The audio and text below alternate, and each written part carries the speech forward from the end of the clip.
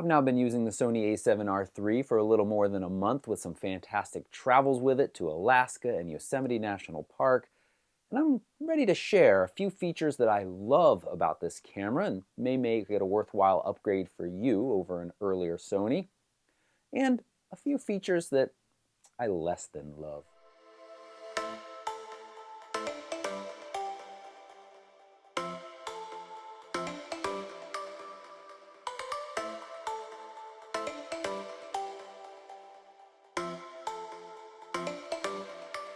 The first thing I want to talk about is battery life. Say goodbye to piles and piles of batteries because I'm now able to get through a whole day on just one battery, and that's shooting photos and video. And in addition, you can charge it over USB-C, which leaves the multi-port open so that you can charge while shooting longer time lapses. Another feature that I love is the seriously improved IAF. You all saw this clip in my full review. Since then, I've been using it in the real world, especially with this little toddler, and it just locks on and makes that eye tracking just so easy. Fantastically improved over earlier models, and something that no one else really offers at this level. Sony has done a really nice job with the customizability of the a7R III. You have these custom keys. You can assign over 23 pages of items to each of these custom keys. In addition, they've been split up into playback, movie, and stills, making their functions unique to each of those modes.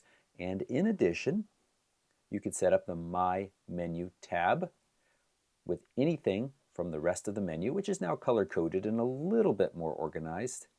And of course, you've got 3 modes on the dial for customization and a new Register Custom Shoot settings, where with one press of a button, you can recall a whole host of additional features.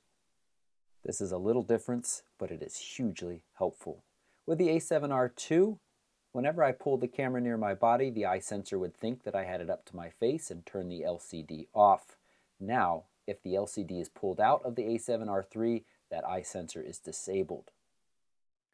I thought the pixel shift when announced was going to be more of a gimmick than anything, and while it isn't useful for all situations and scenarios, I am continually blown away by the amazing amount of extra detail it captures. You don't really notice it until you shoot 2 side by side with pixel shift on and pixel shift off, and when you pull them together, you suddenly realize how kind of soft the single shot was versus how much more detail exists in the pixel shot. Now, if we can just be able to combine it in Lightroom and for them to make an easy way for us to find these files without going through the Sony software, I'll be even happier. The touchscreen is nice. Here you can see I touch, it moves the focus point, and it refocuses, but only because I'm recording.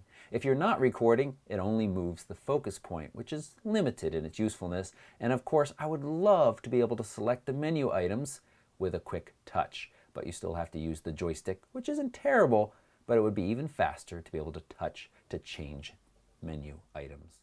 Let's talk about a few features that I don't love. I appreciate having an articulating screen, but when I shoot vertically, I wish I could angle the screen. Sometimes the autofocus point is really hard to spot. You see it? Here it comes. It's this light gray box when you're shooting on medium spot, and it's nearly impossible to see. Pressing straight down on the little joystick will center it, and of course when you half press to focus, it lights up green. Sony already knows about this. I really hope to see a change in a future firmware to make it more visible.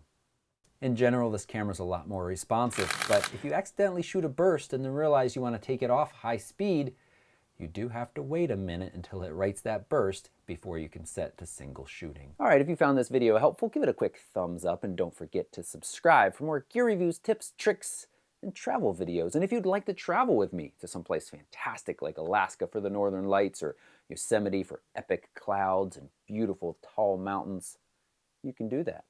Photorec.tv/travel to learn more. And you should follow me on Instagram for lots more in-between video posts. Thanks so much for watching. Bye-bye.